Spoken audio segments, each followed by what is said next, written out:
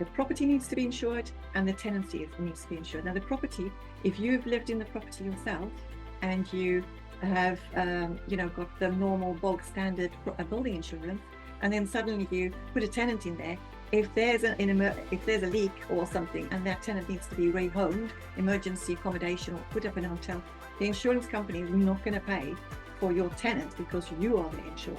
So you need to get special insurance that will cover the eventuality of your tenants having to be temporarily put into a hotel because of some major flood while it's drying out. The tenancy insurance is just something that makes good sense, because if your tenant stops paying the rent for any reason, like illness, major accident, job, or heaven forbid death, can you afford to go on for months and months without getting rent? Bearing in mind the average eviction takes between 6 and 12 months, depending on the case and what the situation is. Can you afford to go 6 to 12 months without a rental income?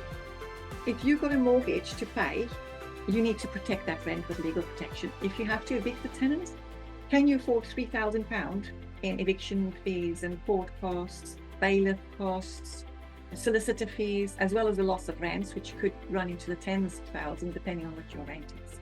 So it's really good to consider rent and legal protection. And also, when you look at your policy, make sure that it has got everything. So read that policy. Don't just assume it's got everything. Does it cover your tenant if there's a flood or fire?